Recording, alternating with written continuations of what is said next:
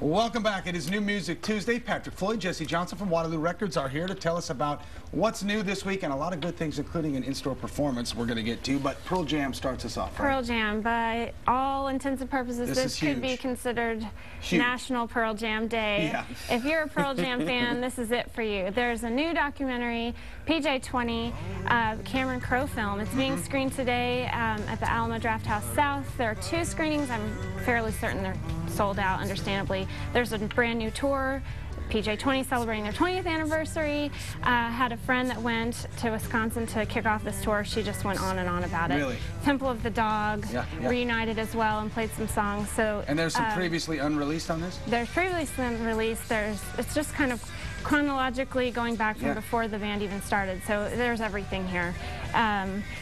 Today we have the soundtrack, and keep in touch with us at Waterloo because we're also going to have the movie once they release it late October. Oh, it's a big deal.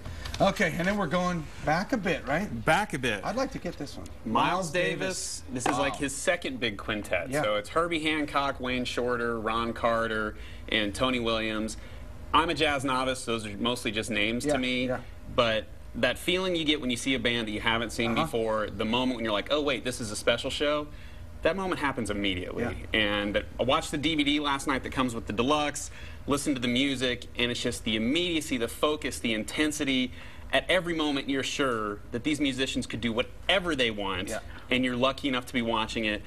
It blew me away. Miles Davis always liked it. That's a great one to have. Yeah, so we've got the recorded regular, in 1967, some bootlegs, 67, yeah. And this was a quintet that was together for 4 years. A lot of times he'd have a great group together for a year and a half and just break it off, start something brand new. This one had longevity relatively, and the confidence. And to watch the DVD, when these guys walk away from their instruments, they don't bow, they don't wave, they don't raise their arms. They walk away like they know they did something that's going to matter in 40 years, and it does. That's great. Okay, that's a good one to have. Jayhawks? The Jayhawks, another blast from the past. They haven't released an album since 1995 under the name Jayhawks, so they've done it yet again. A completely classic Jayhawks album for the fans. If you've never heard the Jayhawks before, this is a great place to start. It melds in beautifully with their catalog.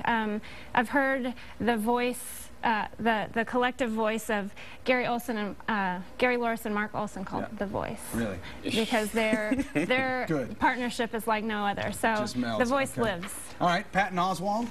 This is Finest Hour, comedy CD from Patton Oswalt. Yeah. Some people may only know him as the voice of Ratatouille, but this is, if you want, you know, riffs on parenting, on religion, on Strange Talents, or the genius of sweatpants, this is your CD. Yeah. How about the rating on it? Is there? We got to watch it a little bit? Yeah, for parents, let's watch out for it a little bit. But I can tell you without any cliche, it is laugh out loud funny, because I laughed out loud immediately upon putting it in the player. Perfect. Voice of Ratatouille would be huge in my house. I didn't even know that. Yeah. Well, you learned something new. Yeah, learned something new. Tori Amos? Now we have Tori Amos. This is called Night of the Hunters. This is on the Deutsche Grammophon label, which is a classical label. So yeah, this is a classical album for her. Why not consider her up there with Sarah Brightman and Renee Fleming? She is, by all means, a diva, and she can be a classical diva too.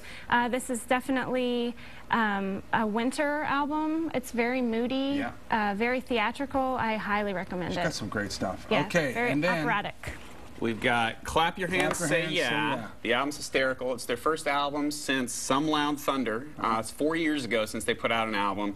And this one, I don't know if it's winter as Tori Amos, but I would say this is If Summer Ever Ends, and Sean could tell us it might end. If Summer Ever Ends, this one's a roll down the windows, toe-tapping anthems, and just like an energetic fall. We'll save that one for the Equinox then, the upcoming Equinox. Hey, the gourds you guys are having, eh? Yes, just a reminder, the album was out last week. We have them in store on Friday, 5 o'clock. Bring the family. This is a great band to see with the kids. Boy, that's going to be a great one. All right, at Waterloo, 5 o'clock on Friday, the gourds. Yes. Good to see both of you. Thank you very much. Thanks again. That's your New Music Tuesday.